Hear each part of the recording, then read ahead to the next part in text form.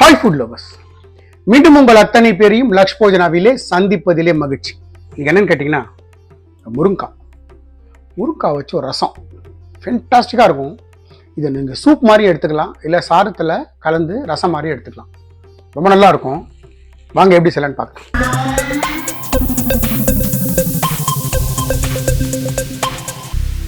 நான் ஒரு பெருசாக 2 முருங்காய் வாங்கி தோல் இந்த மாதிரி எடுத்திருக்கேன்.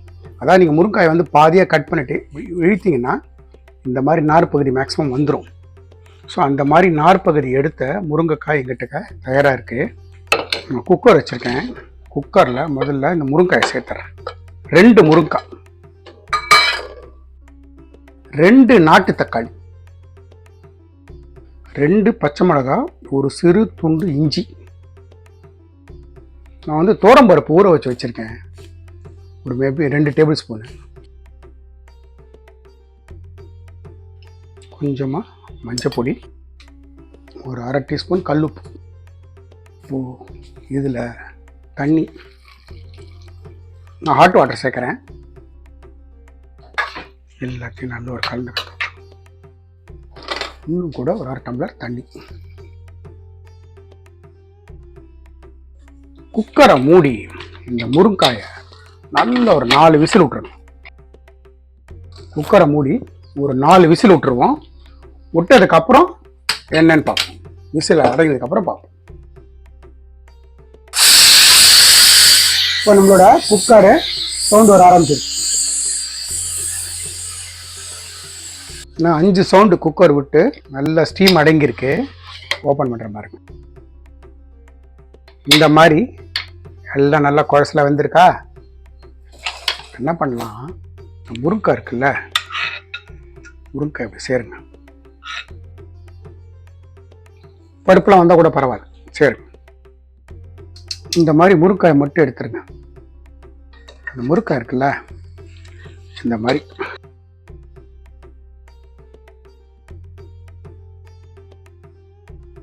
இதில் கொஞ்சமாக வெந்நீர் விட்டுட்டு பாருங்க.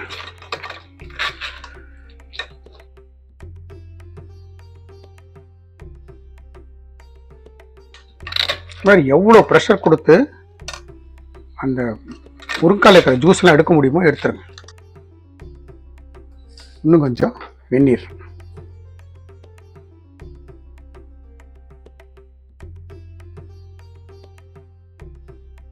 பார்த்தீங்கன்னா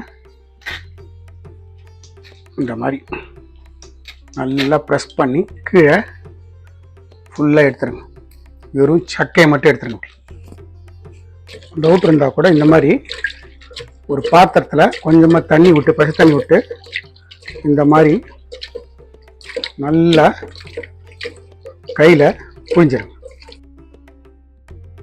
வெறும் அந்த சக்கையை மட்டும் எடுத்து ஜூஸை ஃபுல்லாக எடுத்துருங்க. கம்ப்ளீட் ஜூஸ் நம்ம எடுத்துட்டோம். ரசத்துக்கு 1 ஸ்பூன் ஜீரகம், 1 ஸ்பூன் மிளகு, கொஞ்சமாக வெந்தயம், 2 ஸ்பூன் தனியா, கொஞ்சமாக கருவேப்பிலை, கொத்தமல்லியோட தண்டு பகுதி சேர்த்துருங்க. எல்லாத்தையும் ஒரு சின்னதாக ஒரு காஞ்ச மிளகாய். இப்போ இதை ஒரு கோர்ஸாக அரைச்சிப்போம். இந்த ரசத்துக்கு ஸ்டவ் ஆன் பண்ணி ஒரு கடாய் வைக்கிறேன். கடாய் ஸ்லைட்டாக சுரட்டும்.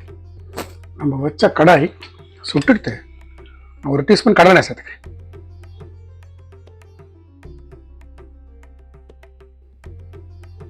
எண்ணெய் ஸ்லைட்டாக சுரட்டும். கடலெண்ணெய் சுட்டுடுத்து ஒரு 1/2 டீஸ்பூன் கடுகு, கொஞ்சமாக ஜீரகம், ஒரே ஒரு காஞ்ச மிளகாய், கொஞ்சமாக கருவேப்பிலை. ஃப்ளேமை ஸ்லோ பண்ணிட்டேன். இந்த மிக்சியில் நம்ம அரைச்சோம்ல, மிளகு, ஜீரகம், தனியா, கொத்தமல்லி, காஞ்ச மிளகாய், அதை சேர்த்துணும். சேர்த்துட்டு ஸ்லைட்டாக ஒரு வதக்கு. எங்கிட்ட புளித்தண்ணி, கரைச்ச புளித்தண்ணி வச்சுருக்கேன். ஒரு 30 கிராம். புளித்தண்ணி சேர்த்துட்டு கொஞ்சமாக மஞ்சப்பொடி,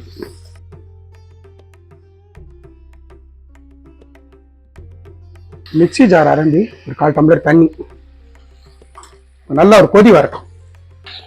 நல்லா கொதிச்சு பச்சை வாசனை போயிடுச்சு. இந்த ஸ்டேஜில் நம்ம அந்த முருங்காய் வேக வச்சோம்ல சரி,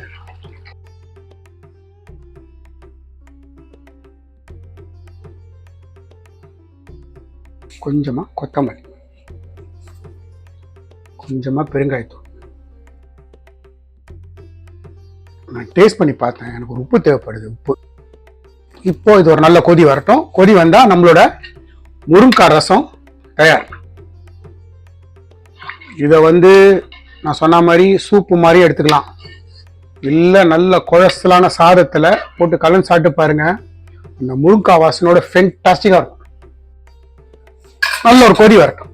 நம்மளோட ரசம் ஸ்லைட்டாக கொதிக்க ஆரம்பிக்குது. இந்த ஸ்டேஜில் ஒரு 1/2 டீஸ்பூன் நெய் போட்டுட்டு ஸ்டவ் ஆஃப் பண்ணிட்டேன்.